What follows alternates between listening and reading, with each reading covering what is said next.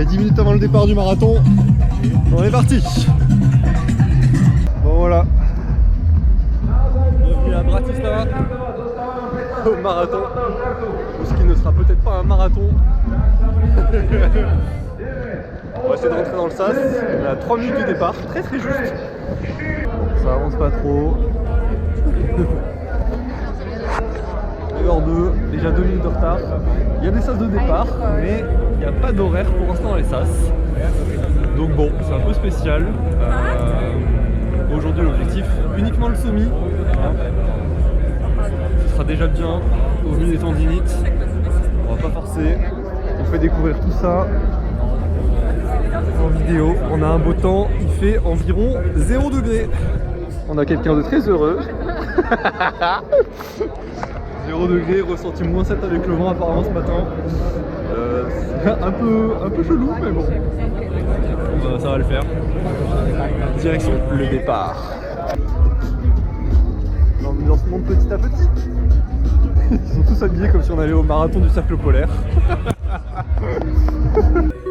20 sekund. Držíme palce. We're gonna start in 15 seconds. 15 seconds. A ideme na to o 10, 9, 8, 7, 6, 5, 4, 3, 2, 1, start!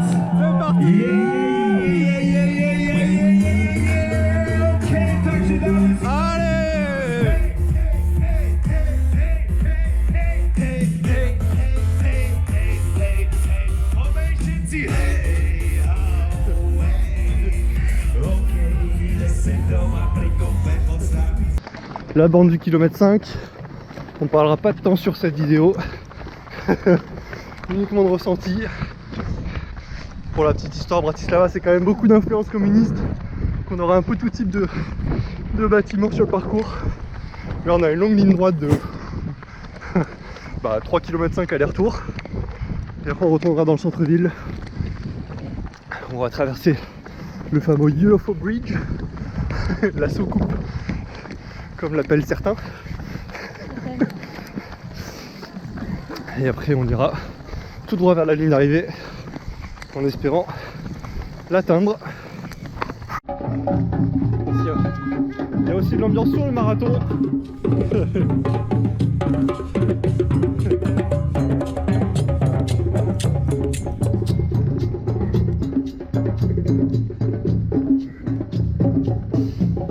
Regarde le sourire.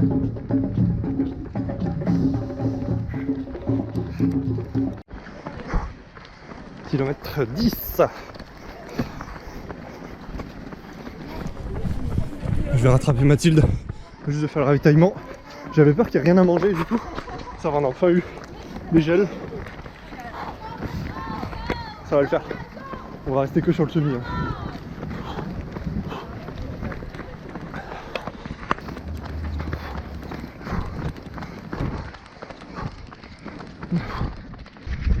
Il y a une zone de relais.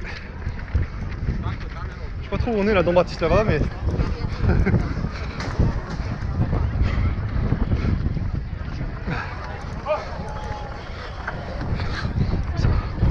on va re-rentrer dans le centre-ville.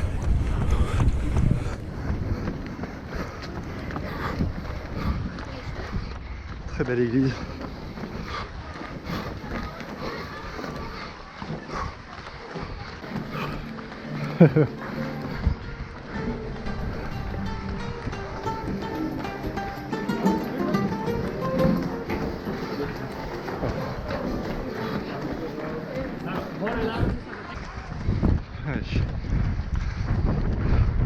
La place centrale de Bratislava.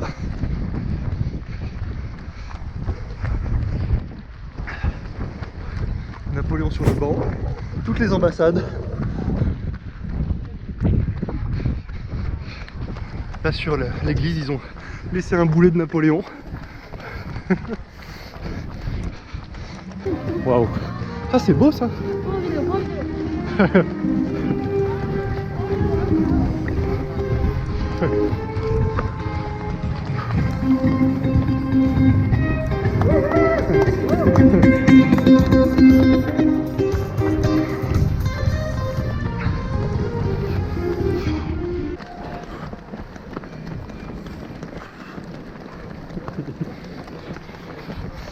fameuse grille.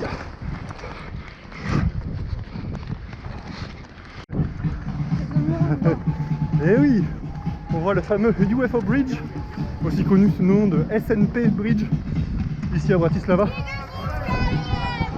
qui est connu parce que il y a une synagogue qui a été détruite pour construire ce pont, donc très controversé. Voilà pour le point historique. On arrive sur le stand Fun Radio. Ta, ta, ta, ta, ta.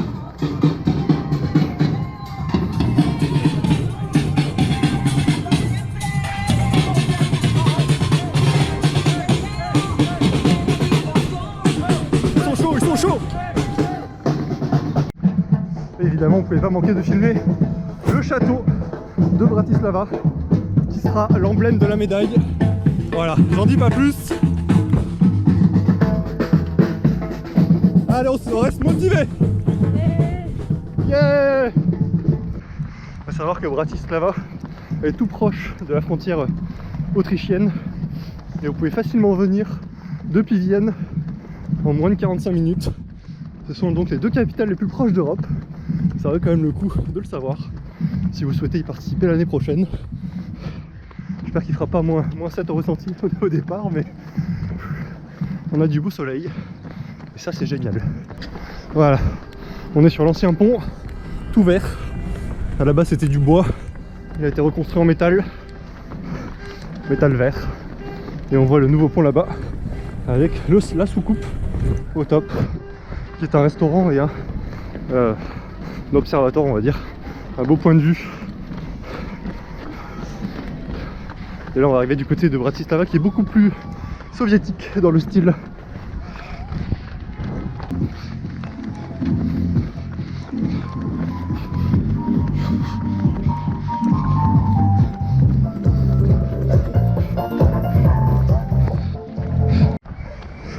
Ok, je suis doublé par toutes les motos parce qu'en fait il y a le premier qui est là.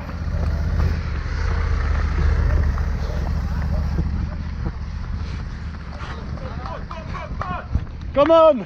Come on!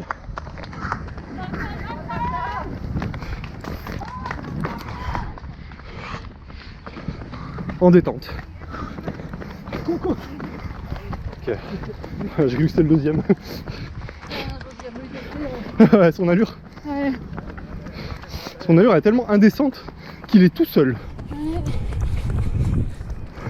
Toujours le UFO Bridge en haut. Faut pas le louper. Hein. Allez, on arrive à la fin. Ça commence à être dur. C'est bien d'être raisonnable. 20 km, c'est fait. On prend le pont et direction l'arrivée. Allez, quand même, une petite photo de mon état.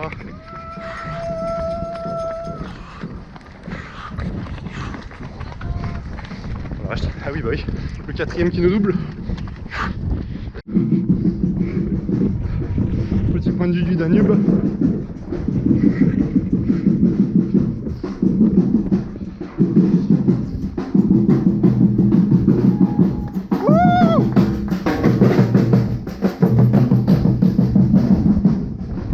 Fin de la première boucle du semi, enfin du marathon pardon, mais fin du semi. On arrive à la finish line. Ça fait trop vite le premier truc là. Ouais, ouais, surtout pas s'arrêter là, ouais. Il y en a qui se sont fait avoir comme ça à Barcelone aussi.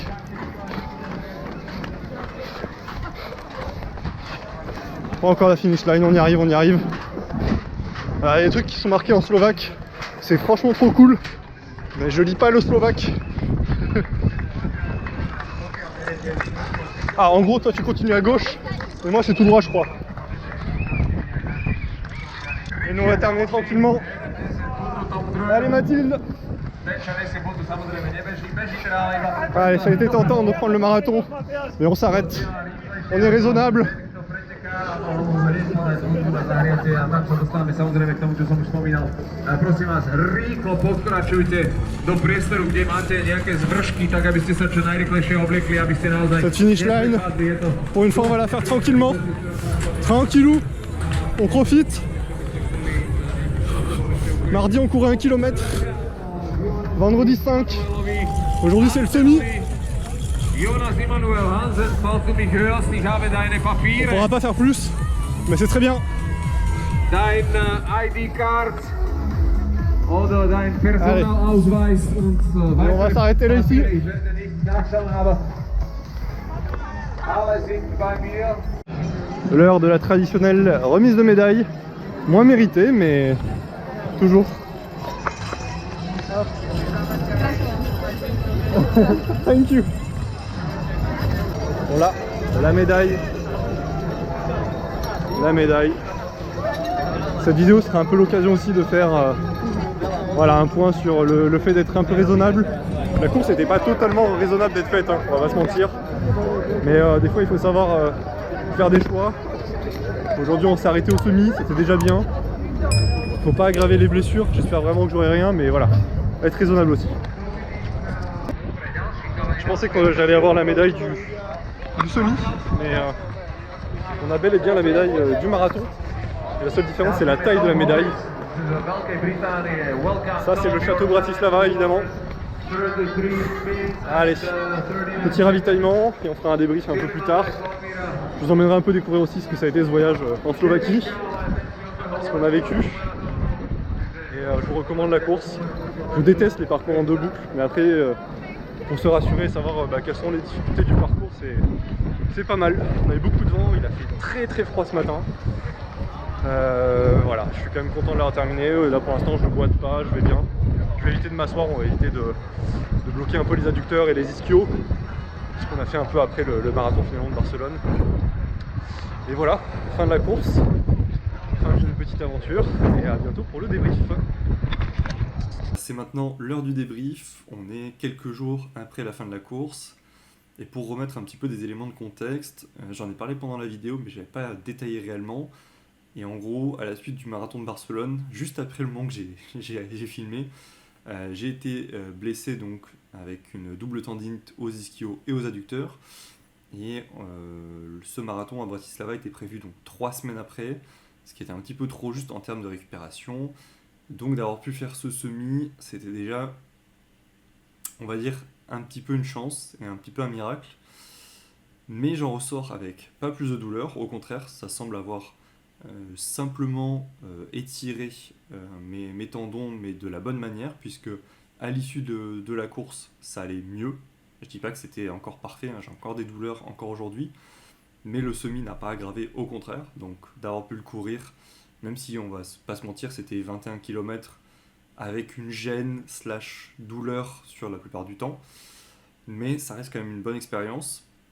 Maintenant, il y a quelques points où effectivement, pour avoir vécu d'autres marathons, notamment à Paris, à Barcelone plus récemment, l'ambiance sur le parcours n'est pas la même, le parcours en tant que tel n'est pas le même, et on a aussi eu des éléments voilà, sur les ravitaillements, très peu de ravitaillements solides, contrairement à Paris ou Barcelone pour le coup.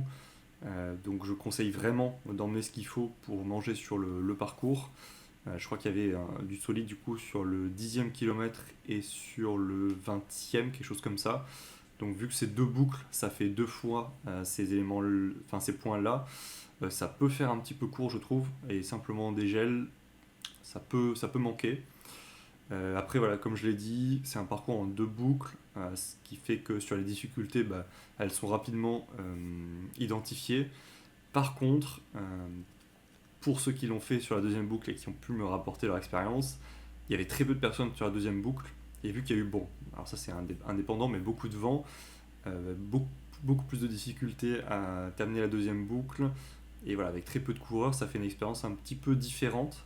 Savoir que je pense que sur cette course, il y avait beaucoup de personnes qui faisaient le semi-marathon ou le marathon, mais en relais.